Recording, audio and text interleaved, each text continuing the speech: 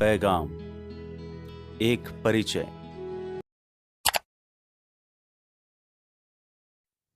भारतीय शिक्षा की यह दुर्दशा क्यों? आजकल शैक्षणिक जगत में यह चर्चा है कि विश्व के सर्वोत्कृष्ट 200 विश्वविद्यालयों की सूची में एक भी भारतीय विश्वविद्यालय नहीं है।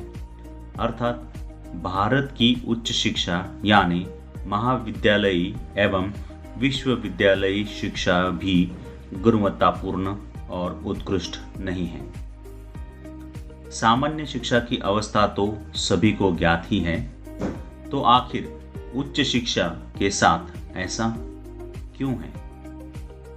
और यदि यह सही है तो उसका समाधान क्या है? अर्थात भारतीय विश्वविद्यालयों को उत्कृष्ट कैसे बनाया जाए? यह एक बहुत ही गंभीर एवं चिंतनीय विषय है। कैसे एक विश्व गुरु की यह दुर्दशा हो गई? हालांकि यह प्रश्न अर्थात इस कैसे का मूल्यांकन एक अलग विषय है, जो विशद भी है, गंभीर भी है, विचारोत्तेजक भी है, क्योंकि इसकी ऐतिहासिक शक्तियों और प्रक्रियाओं को समझना एवं जानना एक विस्तारित विषय है। यदि विश्व के सभी देशों की शैक्षणिक स्थिति का तुलनात्मक अध्ययन किया जाए तो इस स्पष्ट विभाजन का आधार भी सुस्पष्ट हो जाता है। इन सभी देशों को दो स्पष्ट अलग अलग वर्ग में रखा जा सकता है, जिसका आधार सांस्कृतिक जड़ता यानी कल्चरल इनर्शिया और सांस्कृतिक गतिशीलता यानी कल्चरल डायनामिज्म ही स्पष्ट होगा।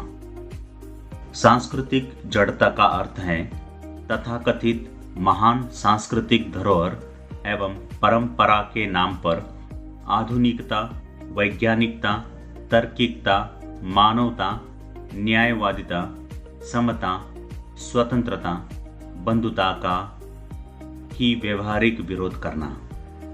लेकिन सांस्कृतिक गतिशीलता का अर्थ है सामाजिक गतिशीलता, तकनीकी विकास और बाजार की शक्तियों की अनिवार्यता को एवं आवश्यकताओं के अनुरूप आधुनिकता, वैज्ञानिकता, तार्किकता, मानवता, न्यायवादिता, समता, स्वतंत्रता और बंधुता को वास्तविक समर्थन देना और उसे सशक्त करना होता है।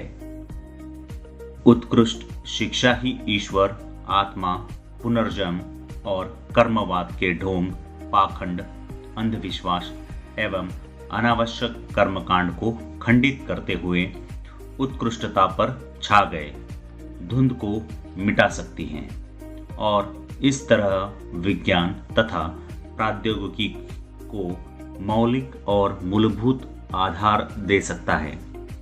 शिक्षा में अनिवार्य रूप से सांस्कृतिक जड़ता दूर कर सांस्कृतिक गतिशीलता लानी ही होगी। इन सभी पर ठहर कर और गंभीर होकर आप भी विचार करें।